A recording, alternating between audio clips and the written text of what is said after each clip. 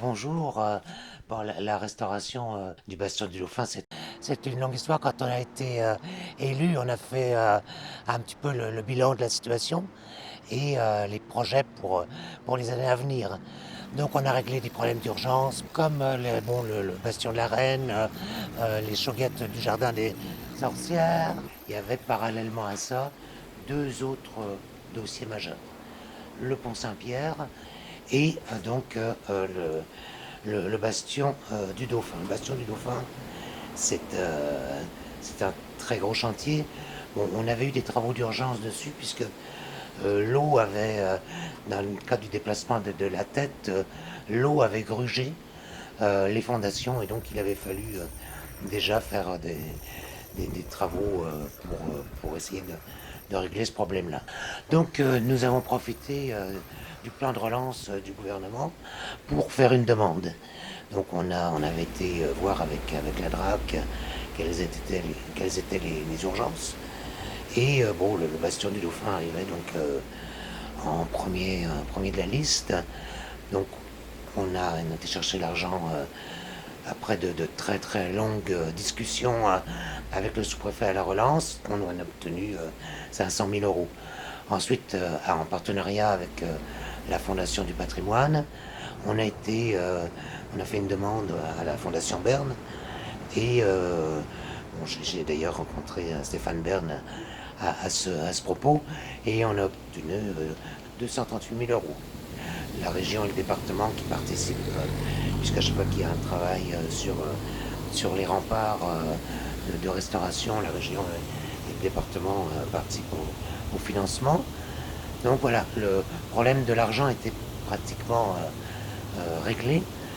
On est sur une compétence de la communauté de communes dans le cadre plutôt d'une aptitude légale et administrative. Alors que pour Villefranche, c'est pour ça qu'on est extrêmement présent, pour Villefranche, pour ses habitants et l'équipe municipale, ce sont nos remparts, c'est une partie de notre mémoire collective, de notre patrimoine, et je dirais même de notre ADN. Donc on a en partenariat avec la communauté de communes, je vous dis en étant extrêmement vigilant quant aux travaux et en faisant un suivi important, on a lancé donc ces travaux. Ça vient de commencer et ça va aller jusqu'en août 2024. Bon, bien sûr, le maître d'œuvre, c'est Bruno Morin, qui est l'architecte du patrimoine, Fabrice Boulet, chargé de l'ingénierie du projet, et l'entreprise Coréa. Je suis Delphine Julien et c'est moi qui ai investi le Bastion du Dauphin en 2003. En fait, pour l'histoire, c'est en novembre 2022 qu'on recherchait un local pour implanter notre boutique avec Catherine. Et on a débarqué à Villefranche et la mairie de l'époque, c'était la mairie Galté-Soria, nous a proposé ce local. Et il faut dire qu'on a vraiment eu le coup de cœur à la fois pour Villefranche et à la fois pour le Bastion du Dauphin. On a proposé d'investir dans ce bastion et c'est ainsi qu'on a construit tout ce qu'il y a eu à l'intérieur et à l'extérieur. C'était les premiers gros travaux de rénovation, c'est-à-dire qu'il n'y avait pas de plancher, il n'y avait pas de fenêtres, il y avait tout à faire, il manquait des quais-roues, il a fallu abattre des cloisons.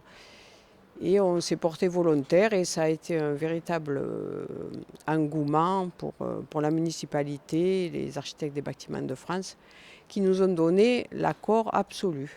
Donc 6 mois après, on a pu s'installer dans la boutique et la boutique du Champignon a été au Bastion du Dauphin. Donc, depuis 2003, l'installation, la boutique a subi de graves dégradations et le bastion aussi. Notamment au niveau de l'étanchéité du toit. Et c'est là que je souhaite vraiment exprimer ma gratitude envers la municipalité Le Croc, qui s'est démenée auprès de la communauté des communes pour, en urgence, faire des travaux d'isolation et faire construire ce toit provisoire qui est actuellement en place. Donc ça fait maintenant 1 an que je suis au sec, mais le bastion a quand même toujours des dégradations très importantes. C'est là que la municipalité ne s'est pas arrêtée juste au toit provisoire, puisqu'ils ont entamé une deuxième tranche de travaux. Et je sais que Patrick Lecroc s'est démené pour réunir des subventions à gauche, à droite, que ce soit les subventions Stéphane Bern, de la communauté des communes et de l'État. Et c'est ainsi que cette deuxième tranche de travaux va pouvoir être réalisée. Et elle est très importante parce que les pierres se détachent, les enduits tombent.